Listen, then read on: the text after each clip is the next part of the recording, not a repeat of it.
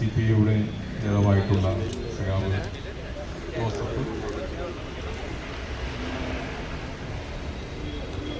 ഈ പ്രതിഷേധ യോഗം ഉദ്ഘാടനം ചെയ്യുന്ന ആദരണീയനായിട്ടുള്ള നമ്മുടെ മുൻ മന്ത്രിയും അങ്കമാലിയെ രണ്ടുവട്ടം പ്രതിനിധീകരിച്ചിട്ടുമുള്ള പ്രിയങ്കനായിരുന്ന ശ്രീ ജോസഫിന്റെയും പാർട്ടിയുടെ ഏരിയ കമ്മിറ്റിയുടെ സെക്രട്ടറി ശ്രീ രജീഷ്, അതുപോലെ തന്നെ നമ്മുടെ കോൺഗ്രസിന്റെ സംസ്ഥാന ജനറൽ സെക്രട്ടറി ശ്രീ മാത്യൂസ് കോലഞ്ചേരി, CPI-യുടെ ജില്ലാ എക്സിക്യൂട്ടീവ് അംഗം ശ്രീ മുകേഷ്, കർഷക സംഘത്തിന്റെ അഖിലേന്ത്യാ കൗൺസിൽ മെമ്പറും CPM-ന്റെ ജില്ലാ കമ്മിറ്റി അംഗവുമായിട്ടുള്ള ശ്രീ തുളസി ടീച്ചർ, പാർട്ടിയുടെ കാലടിയുടെ മുൻ ഏരിയ സെക്രട്ടറി, പാർട്ടിയിലെ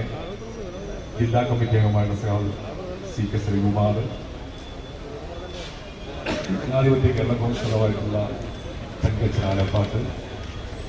അതോടൊപ്പം തന്നെ കേരള കോൺഗ്രസ് മാണി പാർട്ടിയുടെ അങ്കമാലി മണ്ഡലം ജനറൽ സെക്രട്ടറി ആയിട്ടുള്ള ശ്രീ മാർട്ടിൻ ടി മുണ്ടാട്, അതോടൊപ്പം തന്നെ കേരള കോൺഗ്രസ് ഒരു പ്രാധാന്യത്തെ സംബന്ധിച്ച് ഞാനിവിടെ ഏറെ വിശദീകരിക്കേണ്ടതില്ല. നമ്മുടെ വീടുകളിൽ പോലും ഇന്ന് ഇറാനെ ആക്രമിച്ചുകൊണ്ട് അമേരിക്കയും ഇസ്രായേലും തുടക്കമിട്ട ഭീകരമായിട്ടുള്ള യുദ്ധം, ആ യുദ്ധത്തിന്റെ കെടുതികൾ നമ്മുടെ കുടുംബത്തെ പോലും ഇപ്പോൾ ബാധിച്ചിരിക്കുന്നു എന്നുള്ളത് വളരെ പ്രധാനപ്പെട്ടതാണ്. ഞങ്ങളെ ഇടതുപക്ഷ പ്രസ്ഥാനത്തിൽപ്പെട്ട പ്രവർത്തകന്മാർ കഴിഞ്ഞ ഒരാഴ്ച മുമ്പ് ഇറാന് നേരെ നടത്തുന്ന,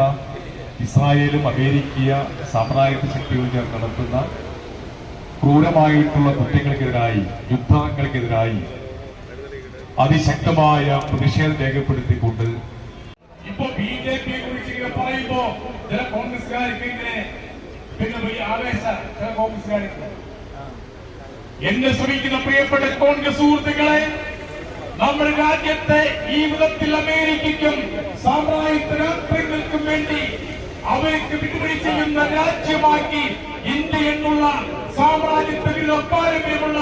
2 നൂറ്റാണ്ട് കാലഘട്ടത്തെ സാമ്രാജ്യത്വ പോരാട്ടത്തിനകത്ത് നേതൃത്വം കൊടുത്ത